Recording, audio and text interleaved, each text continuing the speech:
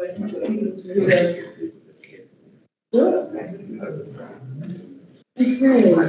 Oh, for everybody. We have, good to have everybody here, and we will open our karakia. Thank you. He karakia, tātou. Whakataka te hau ki te uru, whakataka te hau ki te uru. Kia mā kini pina kita, kia mā taratara kita, e hia ke ana te rātāku. E teo, e huku, e hau, haungi e, hui e, tāe ki e. Yeah, it's a lovely spring day. And we just had a late apology from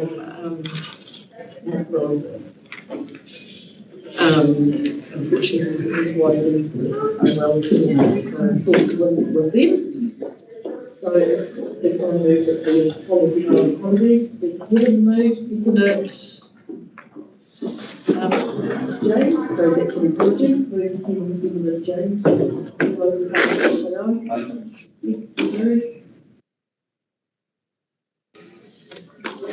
And then when it comes to, I don't think there's any urgent business, nobody's got urgent business, there's no public hearing schooling at this point.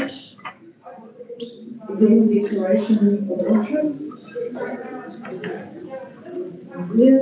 Right, we'll move on to the confirmation of our previous minutes on the 1st of June, please. 1st of June, do we want to go now? Yeah. Do I have a move and a seconder, please? Thank you, Tony. Seconder? Yeah. Status team? Thanks. First day,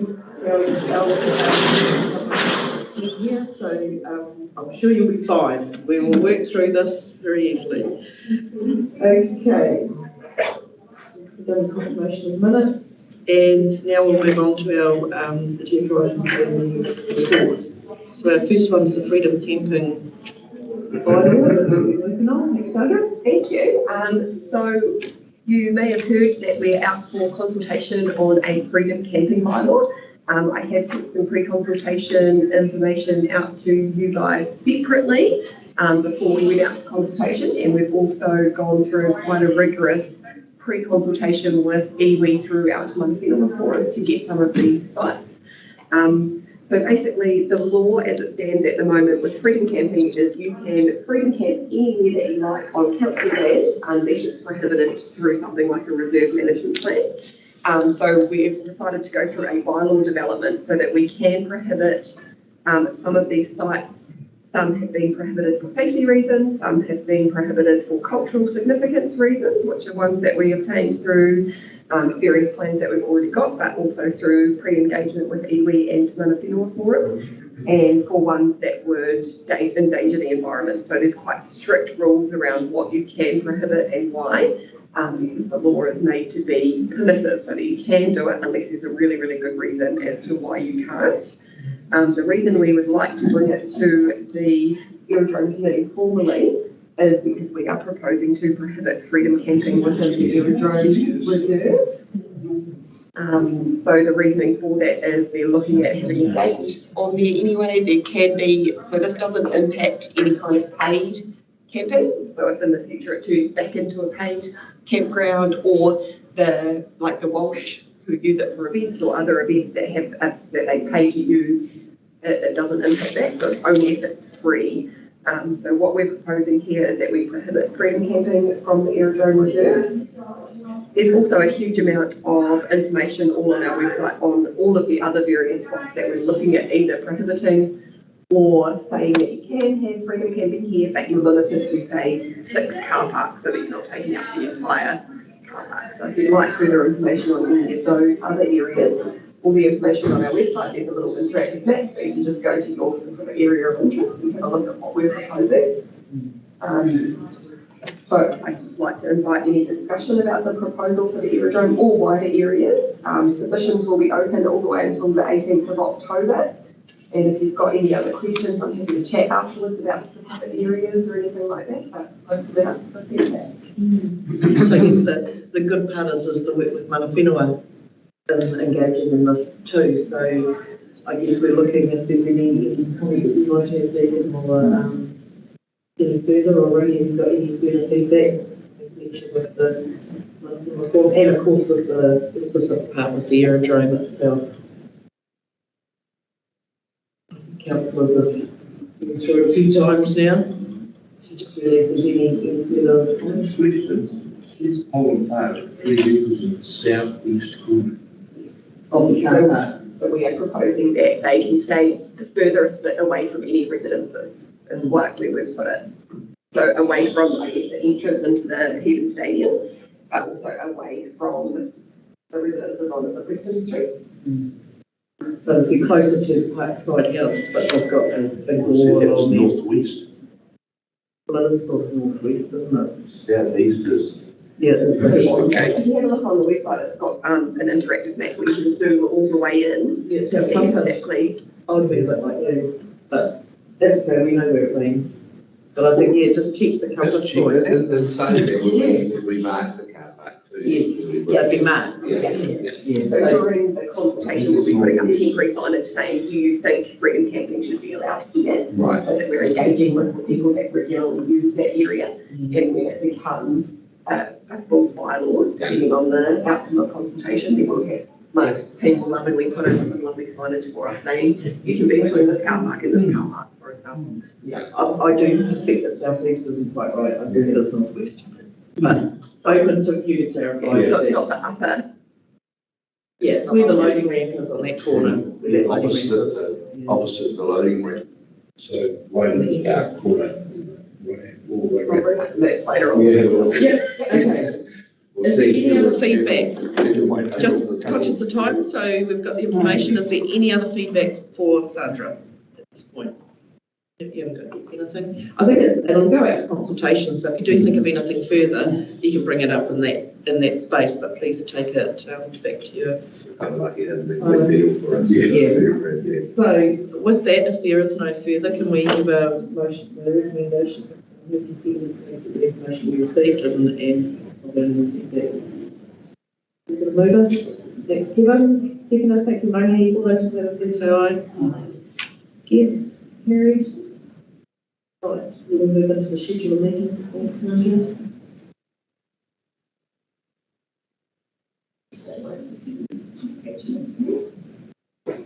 It's been a slight change of timings, hasn't there, this year, this next year?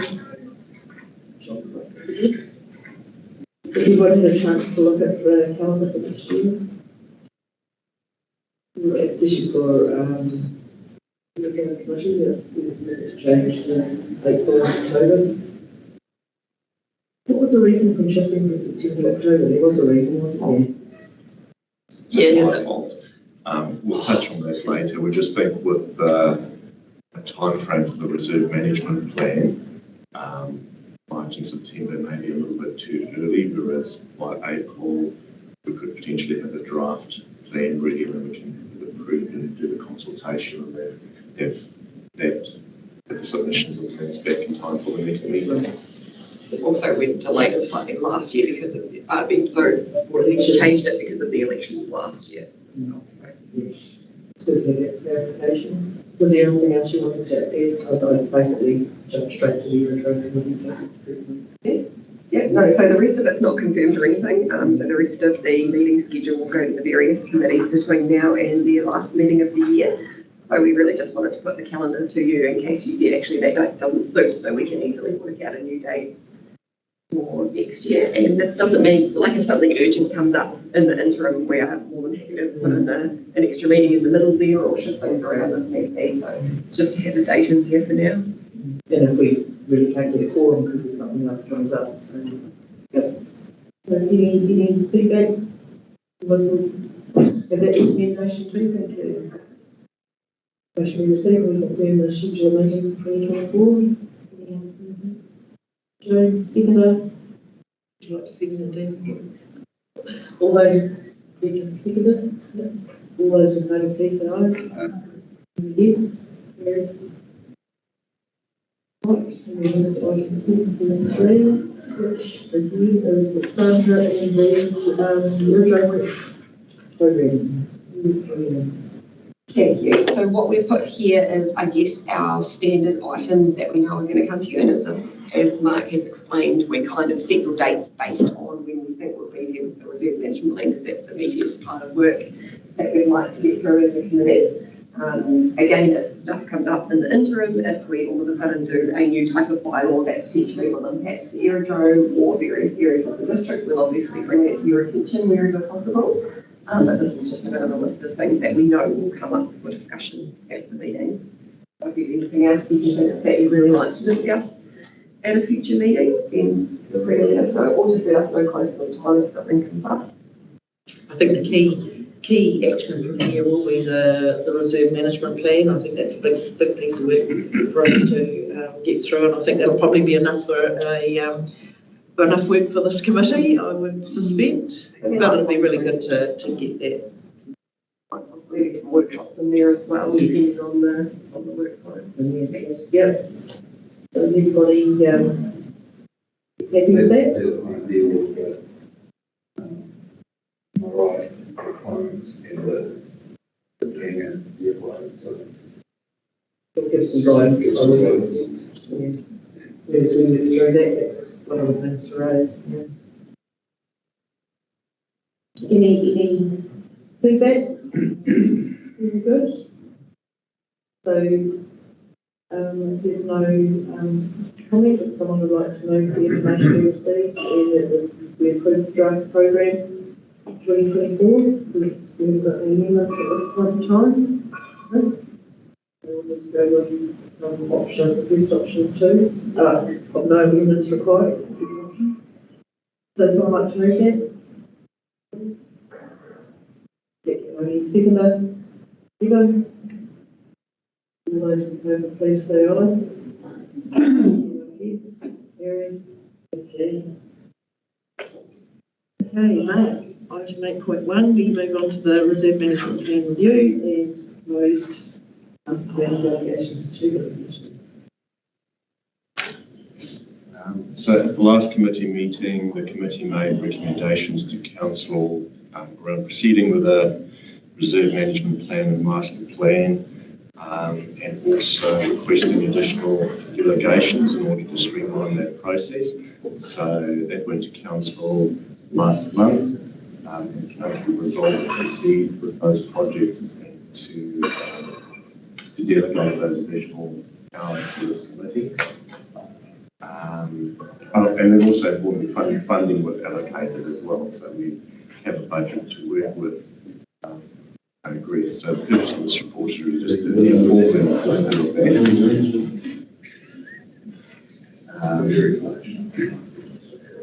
the resolution in the council meeting minutes. If you go through it word for word, there's some subtle differences, which is just to clarify a few little things. The council and the committee by delegation ends up wearing two different hats in the reserve management process, so we can just tweak the wording slightly, but just it's all the same. We just wanted to clarify that the committee has been delegated all those powers and for all the various bits of land that make up the aerodrome, just to be perfectly clear. So council staff and our consultant have been working on a revised timeline and process options, and we continue to update the group and Waharoa before the end of the year. The bulk of the formal engagement consultation process happen next calendar year, but we can just start if we can before then. Timing is a little bit of an issue because we're getting towards Christmas rapidly, and so we are really wanting to have at least another workshop with the committee before the end of the calendar year so that we can progress things. And we will talk to you about future dates and options after the meeting.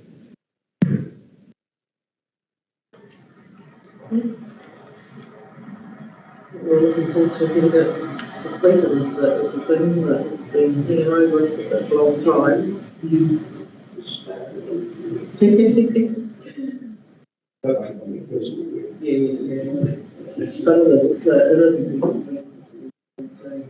So any comments? Good to get on with it. And When would you have a date?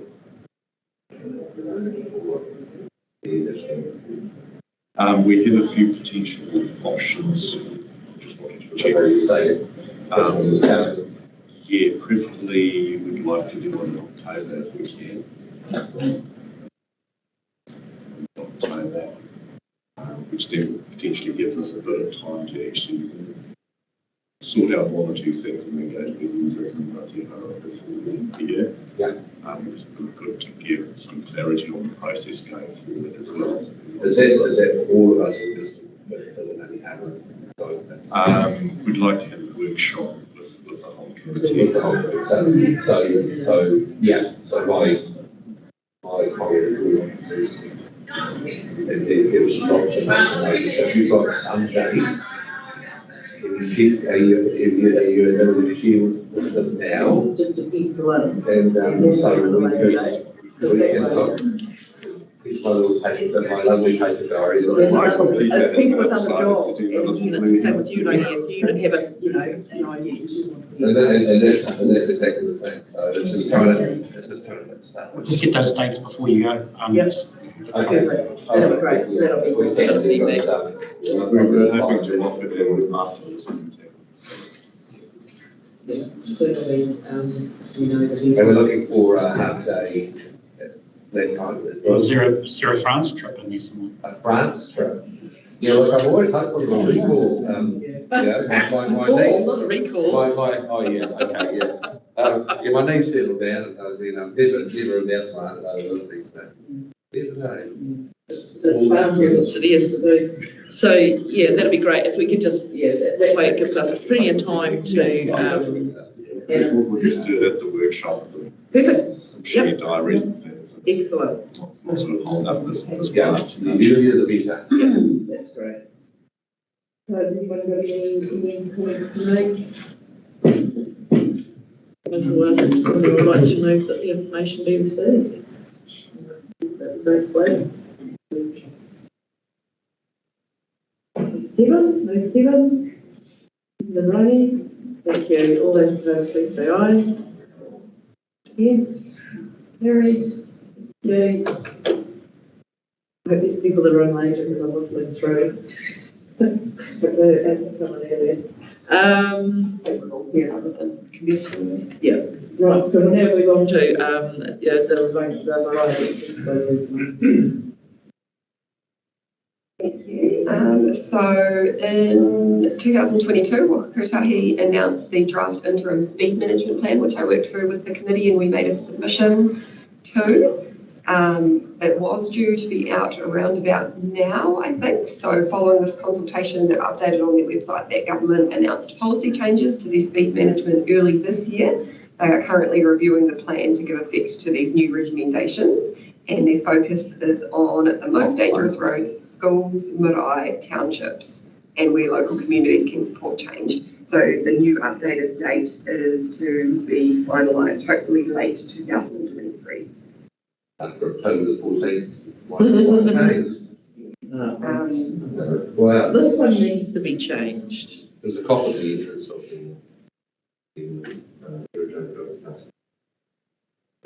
Steve, yeah, no, very good. No, it needs addressing. It shouldn't be. It sounds like everyone was in favour in terms of their submissions, because I know we did one from the committee. I know Lisa Gardner did one on behalf of iwi. There was one on behalf of the marae committee. Everybody was in support of what they proposed. But it's a matter of getting that finalised. And I was going to ask Waharoa to give an update because Waharoa were dealing with him direct on how to make some interim safety improvements to the entranceway. Last time I spoke to him and he hadn't had any contact from them, so I was hoping he might have had some now, but we certainly haven't heard anything from a staff point of view. But it was going to be some quick, easy interim solutions so that they could get to the final solution, but I just haven't heard anything at all. So that's my only update about the entranceway.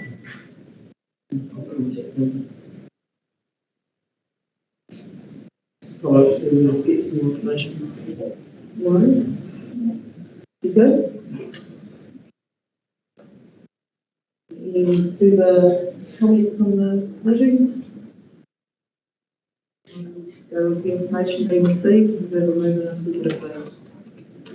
Thanks, James, the seconder. Thanks, Kevin. All those in favour, please say aye. Against, carried. Right. Now, long-term plan. Thank you. So this is just a very quick update on what other council policies and bylaws we are working on. So obviously we pulled out the freedom camping because it has a direct impact on the aerodrome.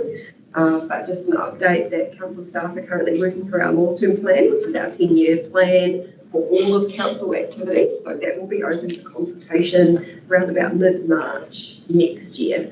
So we'll be able to talk to the committee. We'll still be open for consultation during your first meeting next year, which is one of the reasons we scheduled it where we did as well. So we can have a chat to you about what council's proposing and see if you'd like to make any kind of submission. But keep an eye out for that. Council are working through the process at the moment. The annual report, which is a report about how well we achieved against our measures for the previous financial year. That's currently being audited at the moment and it's due to be adopted before the end of October. Your fees and charges, so all the fees and charges that council cover, including the aerodrome fees, also go out for adoption with our long-term plan next year. So again, we'll have a chat to the committee about whether there's anything they see in there that needs any kind of submission. Our local alcohol policy went out for consultation earlier on this year. The council significance and engagement policy, which is just a policy that guides when we go out for consultation and how wide of a consultation this particular issue might need. So that is being worked through with the councillors at the moment. The solid waste bylaw, that also went out for consultation earlier on this year, and we're going out for some more targeted consultation at the moment specifically with builders and developers and the like, people that are largely the ones making the building consents, to ask a couple of follow-on questions. So that's currently happening. And that's my update. Happy to take any questions. I can't guarantee I'll know all of the answers, but I can certainly come back to you if I don't know the answers. Yes, the specifics around the building sector is that they're required to have there was a dollar figure put on who's required to have a building plan for their building waste. Construction waste is a significant amount of waste to landfill, and obviously now there's also some possibilities being used, so there's just that targeting around that value of a building and trying to plan to that. Significant engagement, and the local alcohol policy, we tweaked that a little bit. Quite a bit going on. I think the biggest thing here is item 2 is this, just to make note on, is there provide feedback to us on how we can improve future community engagement and how we can, and get feedback and to engage with people. I always go on about the word consultation, a lot of us do. It's an engagement at the end of the day, and how we can connect with our community so that they can feel listened to and that they've got some ideas. Now, obviously, we're not going to be able to approve everybody's ideas, but at least take it on board that we've heard people and feel that they've had an opportunity to be part of the decision making. So if there's anybody going forward, it'll probably be something that can happen going on. Bigger engagement that process. Yeah, and that's what we're doing. Information. Yeah. Yeah, it is actually engagement. Yeah. The challenges around the time exactly. Yeah, especially these ones. I guess the thing is too is what's important to people is what they feel they need to have an interest in to participate. Not everything's interesting to everybody. It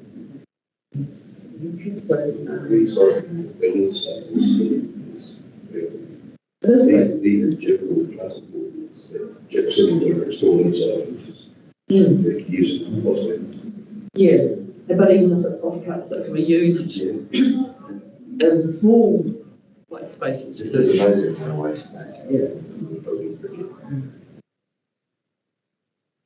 timber. So, yeah. We've got some suggestions around how, because obviously this is a small group with Ngāti Hoa, and of course we've got the mana whenua where we connect as well. It's any feedback to offer around how, just improving the engagement. I think our master plan for the sitting separate to this is a reserve management plan specific to Ngāti Hoa. So the best thing is just building those relationships to build that trust that you feel we can contribute. Yeah, just on the community, there's a lot of confusion over here about recycling. Oh, yeah. Yeah. Yeah, it's also, our contractor is unfortunately giving us a suboptimal service at the moment because they haven't got the gear, the trucks haven't arrived, unfortunately. They've got another couple of this week and 2 more next week. So the days that it will occur will happen eventually, but yeah, that's been a frustration as well, unfortunately. Teething issues and yeah, we're not happy. Obviously, it's frustrating. Council staff are taking a lot of phone calls. Facebook obviously goes off a little bit. It's out of our control. But on the whole, it's a good service. Those that live in Hamilton have the same service. So going forward, should drive the right behaviours or better behaviours. I think the probably just it's a bit off topic talking about the waste, but the concern is the Turahia landfill. For me personally, because it's got an end date of 2038, but like we opposed the extension of that landfill, and it went through the Environment Court. And the reality is that landfill is going faster than people realise, and it will be on closed. It's going potentially. 2 phases going here as well, into a commercial compost, and it's getting made into TUI compost.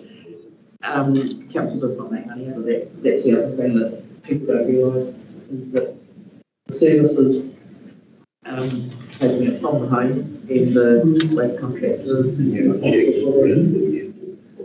Sorry? Just mainly how much you put in the food. Yeah. Or can put in the food. Yeah. But you would have this around. And that's fine. Some people compost, some people don't. But anyway, that's sitting outside of this conversation. But you brought it up, Rangi, so I was happy to chat with you about it.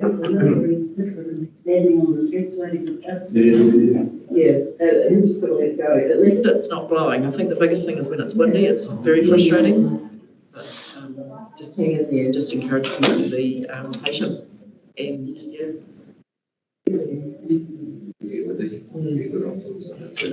so just following on from this, our work plan, staff's work plan, obviously the long-term plan, all these policies that we're working on. And I think the camping, just the freedom camping bylaw one, I'd probably just go back to that, is a good one because it gives, we haven't had a huge issue with freedom campers, but it gives us the powers for staff to move them on if they're in a place that's not appropriate. And if they overstay in a place for too long because there's a limit. Yeah, but it could be that they make somewhere that's wahi tapu. Like anything that's significant, that we have the ability to be moved on because of this policy. So, yeah. And I think if they move along waterways and things, then I can. Right. Well, with that, someone like to move the report we received. Get that. Get running. Second. You get an elbow, James. Second, James. All those in favour, please say aye. Thank you. And thanks for raising the record waste rate. It's definitely, well, it sits outside of some weekend. The joke is that I keep truck rubbish.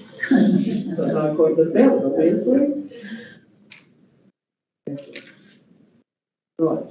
Now, item 8.4 is the community facilities. Sharon, you go. Yeah. If I can, Adrian, I'll just acknowledge and apologise for Sharon. She does the work and she compiles the report, so don't pretend to have the handle on it that she does. I also want to acknowledge my colleague Fiona Vesey, who's here. Fiona has the joy picking up the operations of the Aerodrome next year. Oh, from you? Yes, so I just wanted to acknowledge and welcome Fiona. Who's taking the hand? She's overjoyed. She's been very restrained. Sorry? A Yeah. free skydive. Thank you. Well, now you won't get rid of me because our team is still dealing with the reserve management plan. I think the report is written as read, and I just wanted to, and happy to take any questions. I just want to highlight one issue.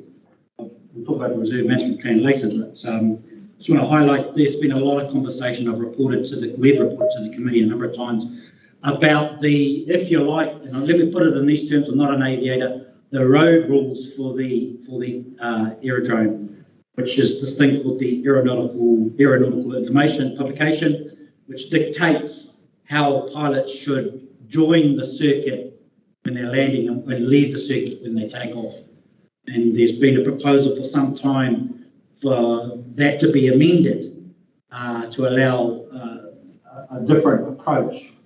And there's been quite a lot of discussion with the users, and just to give you an indication of where we got to, I think out of 8 user group representatives, 3 user group representatives opposed the proposal. It would have been a non-standard type of joining procedure. We've had a lot of conversation with civil aviation, and civil aviation are very much reinforcing that there should not be non-standard procedures, that there should be standard procedures that are followed. And they've actually kind of put us on a little bit of notice about this because they've had some incidents referred to them that they've been investigating. So it's on our radar. I mention this to you because while we have concluded that we're not going to proceed or apply for this change in the joining procedure, it's still standard. There is still, we believe there's still an issue there, that there's still a degree of non-standard procedures have been undertaken. And so we are looking at, we think that the move in this space for councils or aerodrome operators, traditionally, because we've got no aviation experience, we've tended to kind of keep ourselves in terms of what's the infrastructure, making sure the runway's fit for purpose, making sure the necessary on the ground type things that we manage are run properly. We believe that, so I believe that there'll be a expectation that we actually get more involved in the aviation side of things because we're the airport operator. And so one of the things that we have investigated and we're looking at doing, if we can, is an aeronautical study, which is we would engage an appropriate qualified party to assess what's happening in terms of the aviation side of things. So we've got quite a lot of different activities there. We've got the flights, we've got the gliders, we've got the modelers, we've got some commercial operations there. We've got the Walsh Memorial that happens there. So it's quite a busy airfield. And we're looking at engaging, if we can afford it, engaging a party to review it and to give us some independent advice on things that we could do, we might need to improve issues. Okay? We're discussing this with the users. As you know, the people who use that facility, there's a strong sense of ownership of what happens there in terms of flying. And we acknowledge that we don't have that expertise, but we're involving them in that discussion. The key to us being able to engage that resource this year is, you would have noted that we're actually having to cut some trees around the perimeter of our aerodrome because they don't comply with the height requirements that are applied in the district plan. So if you imagine a plane coming off a plane, you imagine that from the runway, there's an angle that there's not allowed to be any intrusion by a building or a tree into that angle. And we've got some on our boundary that have to be dealt with, which we're getting quotes on, and which we have to deal with, because there are actually some trees not on our boundary, but on private property that are also fallen. Not a lot, But our view is we can't require them to do that because they would have to do that. That's a district plan requirement. We need to get our act in order before we go telling them to get their act in order. Exactly. So there's probably there's 3 priority trees and another 2 or 3 that we might look at. So the big cost there is the biggest cost there is probably going to be the traffic management, to be honest. But anyway, yes, Sharon, coming in. We're waiting for that quote, and if that quote comes in at a level that we then can also afford the aerodynamical study, we're going to proceed with that. We can do it within our budget because we believe this is the direction that all of our airports will go in. That we have to have more information about what's happening in the airspace above the aerodrome. So just wanted to flag that up. It's been a number of reports come back to you about what's been happening. We have formally said to the users, we are not submitting a change to the current procedure because it won't be acceptable to CAA. But it doesn't stop there. We have to do something else. We have to look what's going on. With our tree stuff and the neighbours that have to deal to their trees, would it make sense? I mean, if you're getting the arborist to do a quote on removal of, it would make sense for them to do. I mean, no obligation on those people to use the arborist, but it would make sense for the quote to get extended. You'd think there'd be some economies of scale or something maybe at the end of that done. Look, it may be possible. For now, I want to get our act sorted. I get that, but I mean, our acts will be sorted once it's popped in and ready to go. But where are the trees? Where are the neighbours' trees and our trees? Probably We know where in the trees are. same. Yeah, we know where ours are. They're on the highway, obviously. Will they just be topped or will they be chopped out? I believe there'll be a couple taken right out. Yeah. But there's some around the camping ground that we can afford to do, which aren't there yet, but we'll get there. Yes. We would not remove them, but we certainly, because they provide a great buffer for that area. Yeah. For the campground. Yeah. But in terms of your point, I mean, the point I was going to come back to, even though in this instance, with our one, we want to get our job done, before we go and approach these people, and we're not going to go with a heavy hand, but there is the ability, we could talk to our contractor, who does work for us all over the place, annually. They do work for us all over the place. So we're using the same contractor. We could connect people to our contractor. Okay? So if it was, I guess my point, if it was all being done at the one time, you would expect, and I don't know what to expect in the world, but you'd expect that they're doing their job, they could produce a reasonable, there's no expectation of them getting the work per se, but put it this way, if I was a landowner and I was told that I had an obligation to chop that tree out or down or whatever, but you know what, here's the solution, here's the guy that's going to do it for a couple of grand or whatever the price is going to be to do it, it might be just simple for me to go, yeah, cool, let's get on and do it, rather than trying to then go, oh crap, I've got to do this, who am I going to organise to do it, who's going to come over and do it, and if one person comes over to do one tree, would expect cost a lot more than if they were there doing. Look, we will be, what we will do first to get our excel, but we're not going to say you need to get this done by Christmas to these other people. We're going to say, look, you're encroaching on here. We could look at coordinating through our contractor. We need to talk to our contractor, a price for you, if you want. Yeah. And because they do a lot of work for us all over the place, I'm sure there's some potential efficiencies there. The only question is where those trees aren't necessarily on the highway, are they? It's a different. Their trees aren't. No. So they might chop them down themselves. They might. They could chop them down themselves and not need traffic management. Correct, but it would just be an option for them. And again, if I was a tree person, if I was coming down with drop down 10, I'd drop it down 20, sorry, because it's more easy. Yeah. So because of the way our contractor works, I believe there'd be an opportunity for us to leverage off that for sure. But I think it's really important for us to be able to say when we go, because I'm not sure that we're going to be, some of these people may be aware of this. They may be. It's not a lot of trees. I can't remember exactly how many there were off. Is it on Jaggers Road? Is it the Jaggers Road end? Mainly just straight off. Yes, at the end of Jaggers Road. Yes, on the state highway side, mainly I think from memory. But not our trees. Yeah, no, it's not a lot there. So I just wanted to flag up that the circuit issue is ongoing, and we're probably going to have to, we would like to do an operational in Aerodrome state.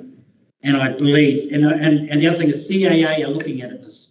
They're looking at us and they're looking at this and the issue, because they've had incidents in other aerodromes, and they have a recommendation from the Air Traffic Investigation Commission, I think that's the name of it. And one of those incidents said, CAA, you need to do this. You need to be lifting the, if you were paraphrasing, lifting the game for aerodromes such as ours, which are not under a controlled care. So it's like reversing the engines because of wind or something, so they're coming in a different direction. Look, basically, what there's the standard takeoff and joining procedure is when you take off, you turn left, and that's common. And when you come in, you join the circuit, you do it on left-hand circuit. What they've applied for is here's the Kaimais, and it's the gliders. The gliders are coming back. Remember, I'm not aviator, but there's the Kaimais. What the gliders would like to do is coming, and this is a practical issue for them, I believe. Is coming out from the Kaimais is whether they've got enough height to actually get into a left-hand joint and actually come in and do a right-hand turn and land. So if you can imagine, here's the aerodrome over here. They come in and they should be going around and coming that way. They prefer to come in that way, and you can understand why. But that's a non-standing joining procedure, which has been flagged as not acceptable understandably by CAA. So I just wanted to, there's been a lot of discussion for the team and myself with the users for probably the last 2 years, and so we're kind of moving into an area that we haven't traditionally been involved in, which is the airspace above, but we want to undertake this. And look, from you as a governance committee and the council's perspective, I know there's a lot of grey areas around the Health and Safety Act and this and air safety, which is a CAA requirement. But I think, personally, I think we can't ignore that space. It is an intrinsic part of our whole operation. Yeah, we are experienced. So I'm sorry for that long-winded thing, but I just wanted to flag that up to you. And now that we've worked out well, because now the authors are here, and I just want to also introduce, Sharon, but also Vicky Kelly, who also is heavily involved in our Aerodrome and doing lots of wonderful things with Sharon, with the users. So, if you have any questions there, you'll probably get the right answer. And I have to go also. Yeah, my apologies, we were running ahead of schedule. No, that's perfect. No, don't apologise. But I was here to fill in the gaps. So I see you've done a few things around, or going to a few things around security, obviously, with locking the evolution and rubbish and stuff. Yeah, we're just trying to find that happy balance of providing for for the users and the community, but also safety issues that we face. Yeah, which ends up being huge operational costs that you end up facing to deal with it. Yeah. Just, I just want to, something. Just on the other side of Diggers Road, there's a line of telegraph poles. I think the walls might have, when they least, when you drive past, you sort of look and think, is that going to be a hazard? So what's happened, what the team got organised, is we got one of our surveys. We're actually given information by one of the users said, you probably need to get there, and said these are the things that are a hazard from an aircraft perspective, because they encroach on the plane, what we call encroach on the angle. Yeah. And so he gave us some information. Our surveyor went out with by the way, the guy who gave us this information, Dave Dennison, his information was right, bang on the mark. Our surveyor converted. So we know where the hazards are, and those ones don't fit into that. They have come up on. But one of our processes from now on will be periodically we will get that survey done. Now that we've got it on our, and we've done it once, we'll keep that on our rate. We'll keep it on our work plan or on the future work plan. So we'll know. It's been a good learning experience for us to go through this. You just think about the young pilots, just make a mistake, And that's the whole reason why you have these limits that are defined in the district plan.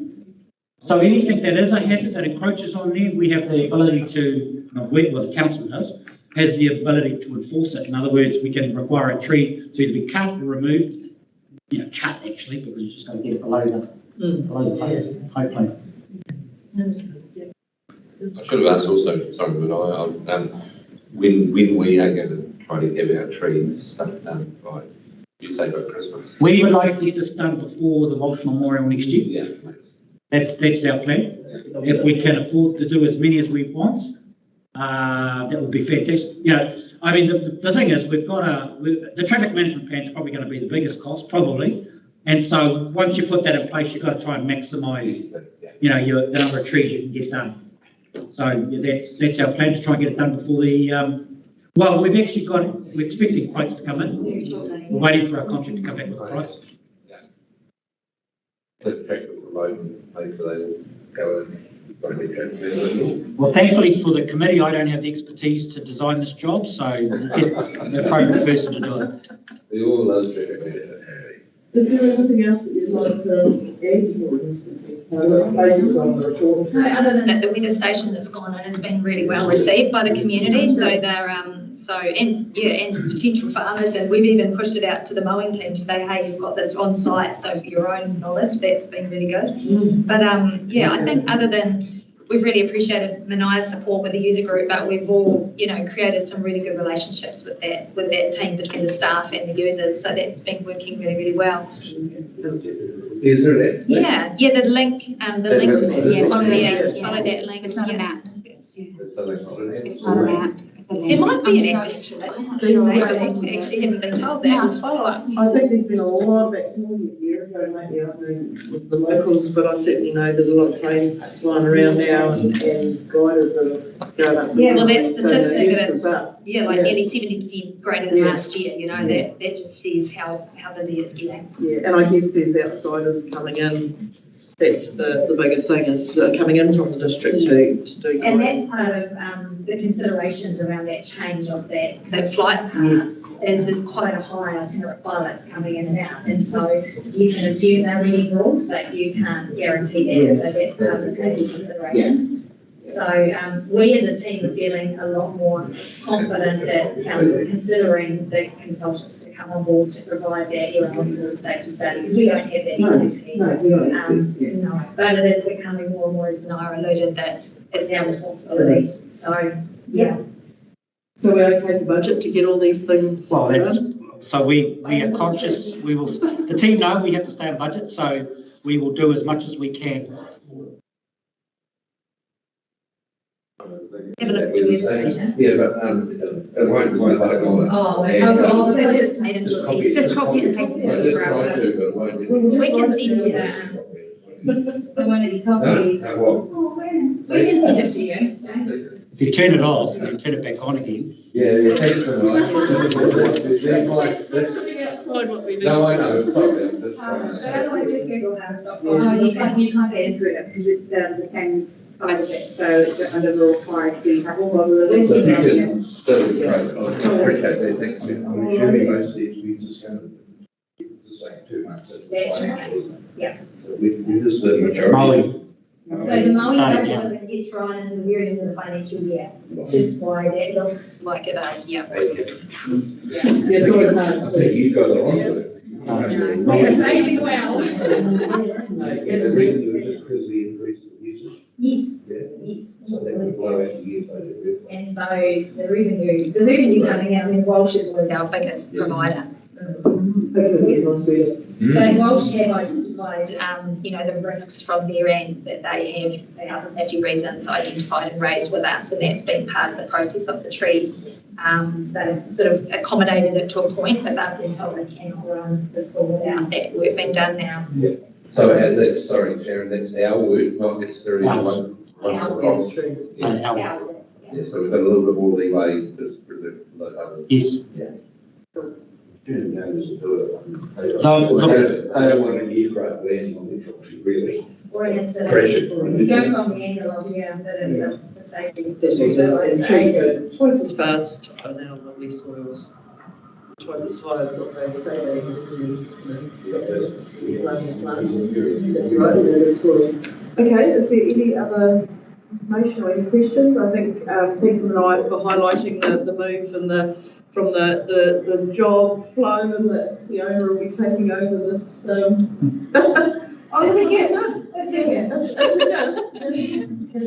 We're just doing a mini restructure within the business. So there's a few things. Manai's had quite a few plates on his plate over the years. He probably spins plates. He doesn't juggle balls. I think he has to keep the plates spinning. I should have visions of plates and not balls. And keeping them all on it. And he does a great job. Yeah, no, thank you, Manai, for that. And we'll get, you'll be attending these meetings in the future then, won't you? Potentially. Well, once we get the reserve management, I mean, we're not walking away from this. We've got things. I mean, there's practical issues about transition, etc. So I wouldn't, as Sharon could describe it, it's a gift, but we will also help with the management of that gift. I think it's also the expertise within that user group. They're a very intelligent, knowledgeable group, and we're very lucky to have their expertise. And that relationship that we've developed is working really well. So I think it's in a good place. Yeah. So you're not yet. It's not fraught with tension straight up. No. As you build a new relationship, because that'll be the thing. Is transitioning that you get to know them too, Fiona. Alrighty. Yes, sorry. I'm just thinking the other past, I'm so happy that you go around and not close. Some of those ones that Yes, I mentioned There's been new, because when we originally went and looked at it, it was just a mud path. There seems to be a gravel path sort of put in there now on that space. So I know Tuatagi was going to talk to Waharoa about it. We had a meeting set up, and Waharoa got busy and couldn't make it at the time, so he was going to chat through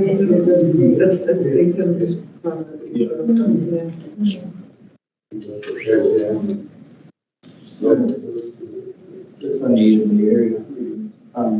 Across. But thank you. It's all right, well, it's fine, it's when it's wet that it's a problem, isn't it? We had an extremely wet 12 months, which probably exacerbated it, probably has been a huge issue. Why do that? Or So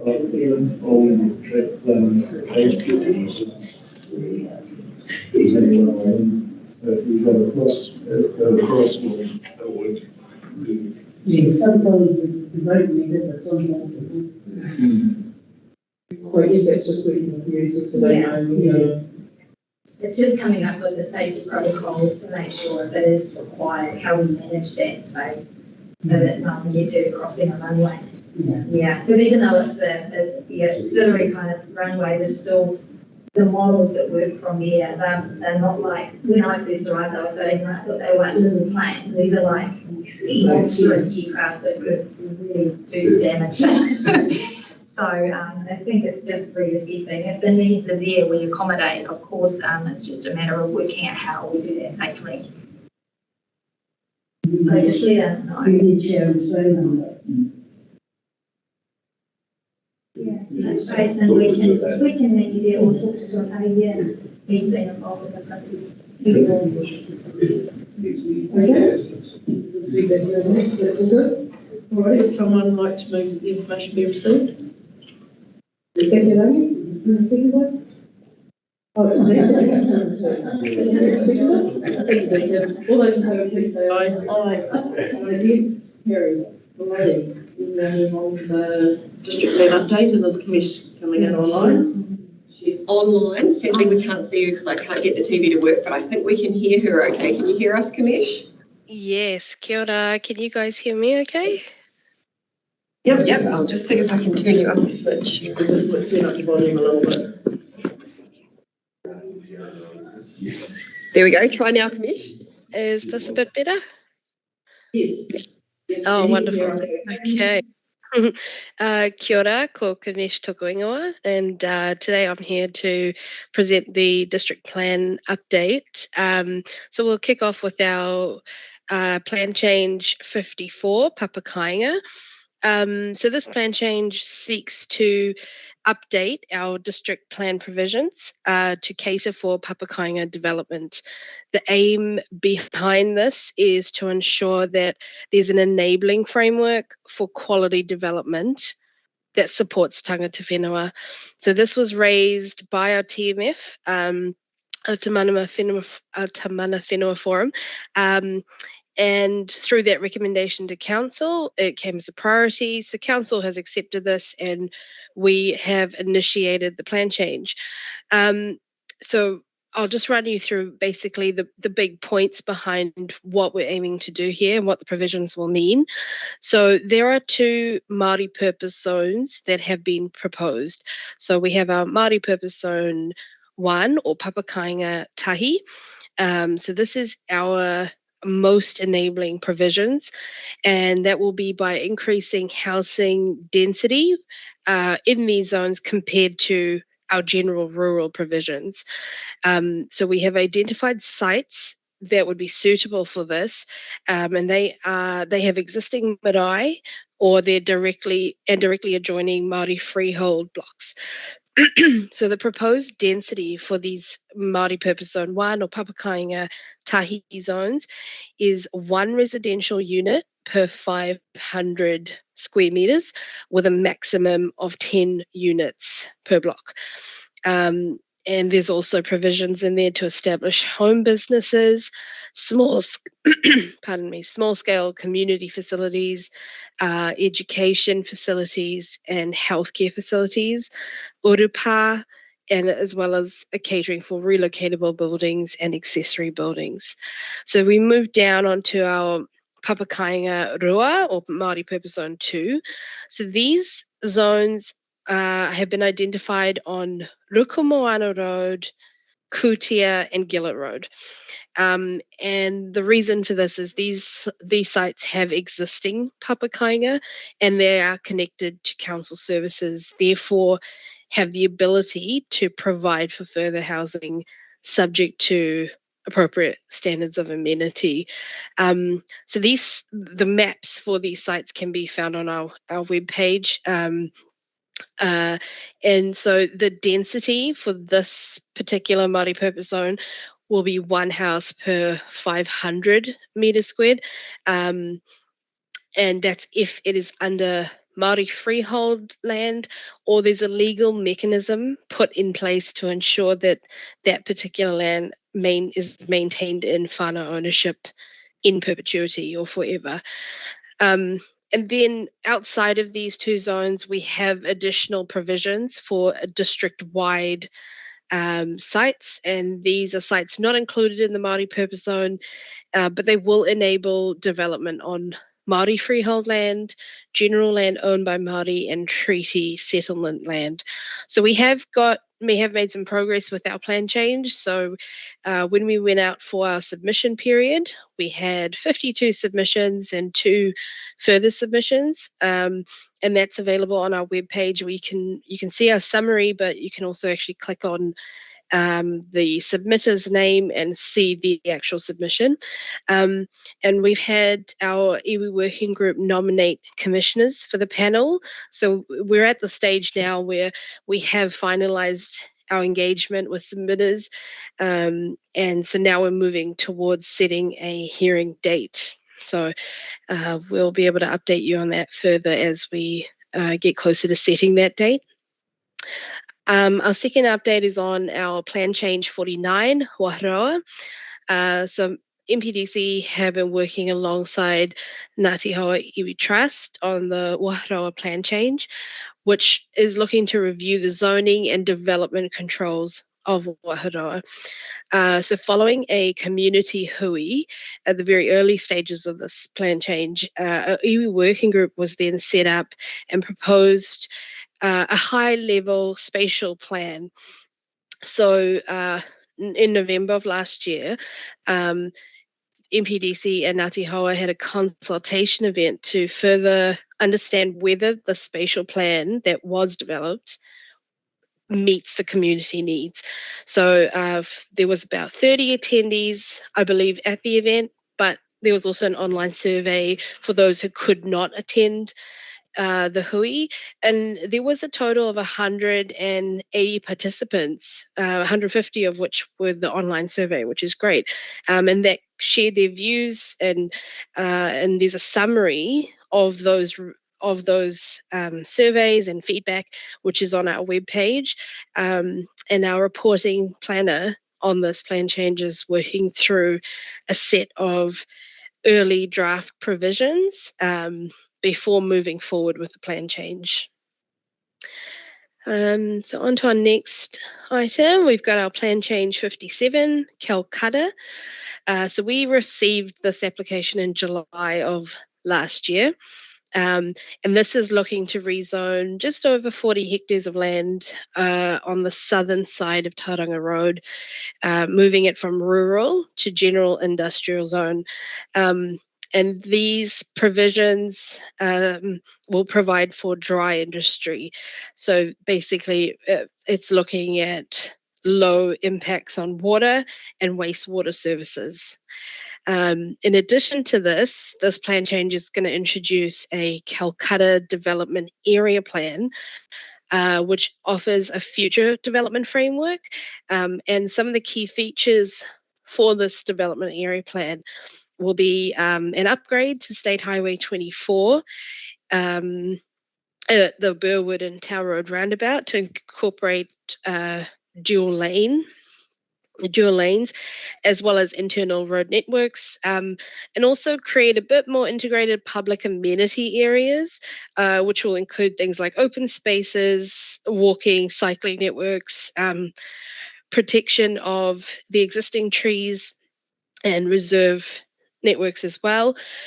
So when we opened for submission late last year and further submissions last year and further submissions this year, there were 28 submissions and 20 further submissions, a summary of which is available on our webpage. And again, you can click to actually read the submission itself. And council and the applicant are currently finalising a hearing date, which is anticipated to be for later this year. So on to our national planning standards. So national planning standards, in this case, we've shortened it for NPS, but that's not to be confused with NPS, which is also national policy statements. So when we're talking about planning, they often can get mixed up. So in this case, we're talking about our planning standards. So the purpose of these standards is essentially to create consistency and efficiency across our policy statements and council plans. So they're the big guiding documents, and also making the statements a lot easier to prepare, to understand, and to hopefully increase compliancy. So we have commenced work on reformatting our district plan to comply with these standards. Some of the changes are simple, and therefore they can be moved into the new format, which does not need a plan change. But there are some changes that are a little bit more complex, and therefore need to be notified, like through a plan change process, and that we are hoping to have notified and finalised by the middle of next year. And that's to comply with our NPS legislation. And lastly, a Hauraki Gulf Forum. So there's been lots on the news about this and the work that they've been doing. So I'll run through what our previous two meetings have been about, and also a quick update on what we have seen on the media. So the forum was established through the Hauraki Gulf Marine Park Act in 2000, and they're a body that promotes integrated approaches to management and protection of the Gulf. In a nutshell, the forum's focus at the moment is on collaborative planning, water quality restoration through addressing land use activities in education, and advocating for protection, restoration, and enhancement of our Gulf. So we had a natural capital valuation, sometimes it's called the economic valuation, carried out by the New Zealand Institute of Economic Research. And that was to come up with an estimated capital value of our Gulf. And so that's been completed, and that report is available on the Hauraki Gulf website. And so for that, they used a framework that it's called the Total Economic Value Framework.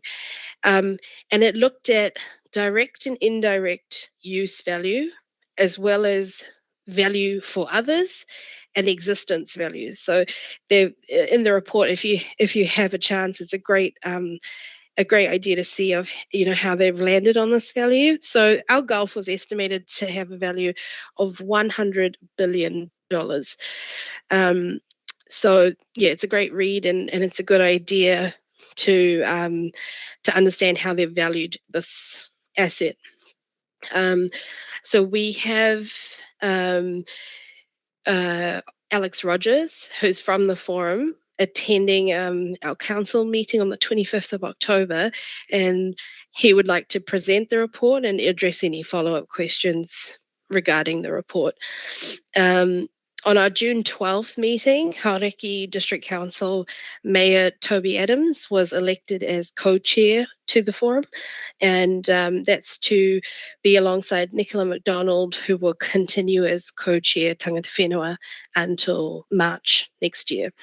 So we also had quite lengthy presentations to talk about what are the most current and largest threats to the Gulf. And you would have heard probably these two come up in the media in the last maybe month or two. Firstly, it's Kalupa, which is an invasive seaweed, and also the RMS Niagara wreck. So Kalupa, the invasive seaweed, there's mainly two subspecies, and it is fast spreading, and it eliminates a lot of our native species in its path, and it's been found increasingly in the Gulf. So that is our biggest threat at the moment, and the Gulf and the forum's working with professionals and scientists, and also looking at what people have done overseas to not just stop the spread, but also eliminate it. And then our Royal Mail Ship Niagara wreck, there's the main danger with that is the fuel leakage. So the forum has been advocating very strongly for the government to take over those assessments to work out, how much fuel is on board. It's coming up to its leak period, which means this is about the time a wreck will leak most of its fuel, but we actually don't know how much fuel is on board and when the leak could take place. And as with all oil spills, it's devastating for the natural environment. So the forum has been working very diligently to try and advocate for a bigger response to that. And you would have also heard in the news about the additional protection areas in the Gulf. So that's increased our total protection area within the park from 6% to 18%, which is great. So it's seen 12 additional protection areas, plus there's seafloor protection as well. So that will sort of stop a lot of the trawling, and there still will be trawling corridors where that is permitted, but we'll see a lot of the Gulf have a greater protection, and there's more information on that on DOC's website or the Hauraki Gulf Forum as well. Where is that likely to, the protected areas, because that also includes the stuff around Ha'e as well, doesn't it? Yes. Is that part of It does, yeah. Yeah. So when is that likely to? Yep. So the anticipated legislation and protection is to be in place by middle of next year. That's according to so that's according to our doc website. So middle of next year. And just following on, is Alex the CE? Alex Rogers? Yes. He's the CE, isn't he? What date is he coming down to present? The 25th of October, the council meeting, and I think he attended a workshop last year, so you might have met him then. But yeah, October 25th is when he's coming down to present the report and answer any questions specific to that. And just to highlight that Councillor James Sainsbury is our representative on the gone around. You know, there's been a lot of the media about the golf lately. Yes. yeah, James wants to get stopped. Yeah. That's all right. Sorry to interrupt you. Had you pretty much? Oh no, that's all right. I think we've come to the end of our update anyway. So, yep. Any further questions? It's great gradually coming to fruition.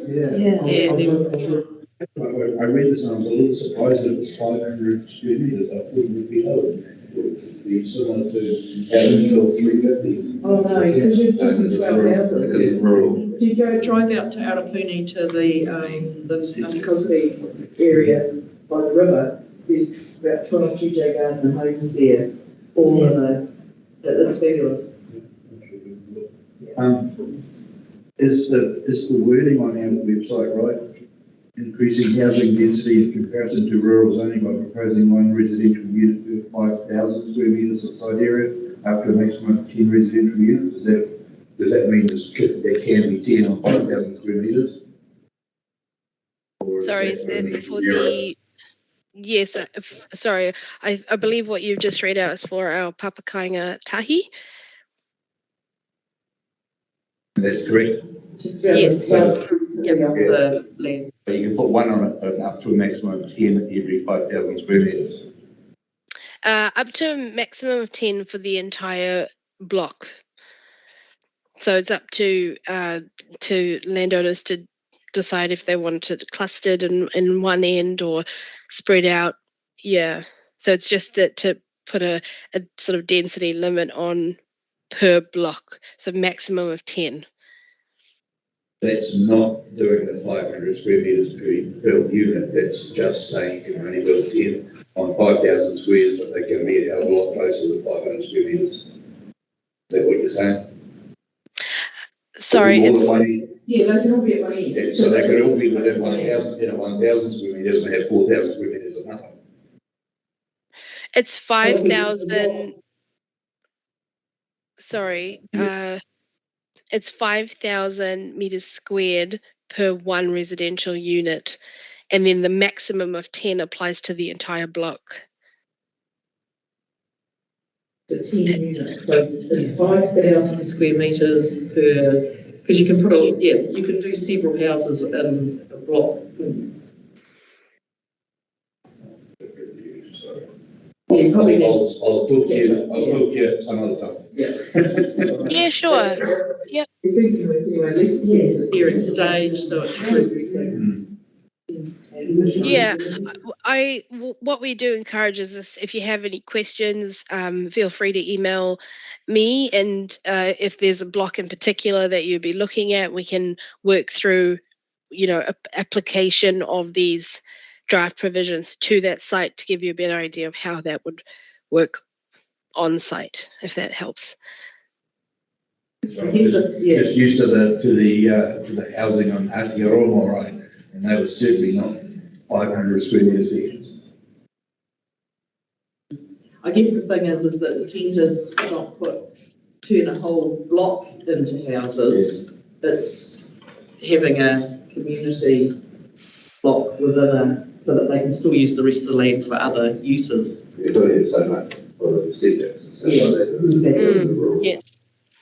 Yeah. Okay, is there any other information, any questions for me? Sorry, just one other thing to clarify. These provisions that I've read out today, these are what would be a permitted activity. So if someone was planning on increasing that density or having some changes made that maybe aren't fitting with our provisions, they can apply for resource consent and we can work through that. So these are permitted activities, what I've read out today and what's on the website.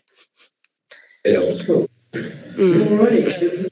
Okay, is there someone who'd like to move the information be received and a seconder, thank you. Moved Kevin, seconded Rangi. All those in favour, please say aye. Kia ora, thank you. Yeah. Okay, now we're on to Sandra again, item 8.6 of the committee work programme update.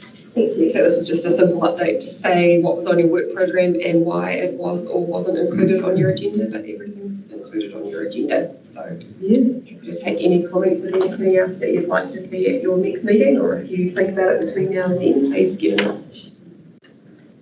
I think there'll be enough to do with that reserve management day. Okay, any feedback?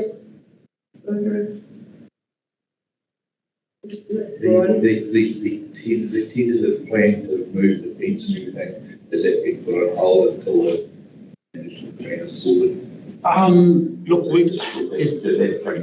there's two, no, not at all, because we talked about the fact that there is a relatively simple option to implement at least a short to medium term solution. To be honest, it's not just a question of moving the fence. We've just got to go through a certain regulatory process with that too, and just tick those boxes. We have had, at this point anyway, indicative approval, as you know, from the hangar most affected. So the main issue at the moment is whether we have any money. So we've got to do a few things. Like what we're talking about is, if you recall, is moving the fence so that you can get some angle parking as you drive in. And there'll be probably a little bit of levelling work to be done as well. So, and we're not talking about, sealing it or anything like that at this point. Talk to Mokoro about this. So it's all I'm waiting to do, to be honest, is get my quote for the trees, get my figure for the aeronautical study, and then see where we are financially. And then make sure we comply with any regulatory issues. So, no, it hasn't disappeared. I'd love to do it tomorrow, but there's just some processes we need to get through. Feedback? What time are you looking at that? I'm just saying, Well, it will, when I know I've got the money. I do know there's a potential contractor who would be keen to do the work. It's associated with Ngāti Hana. So there's some other things happening in the background too which might help that. It'd be nice to get it. It'd be nice to see that for the marae, take the pressure off initially, especially as we've had, and Kevin, you've been involved too, talking to the hangar owner about, and so it'd be good to give that solution. Tiny parking is just a nightmare. Yeah. Well, so we'd like to move the program update please soon. Thank you, David. Second, cheers, Arnie. All those in favour, please say aye. Yes, very. Right, that concludes the meeting.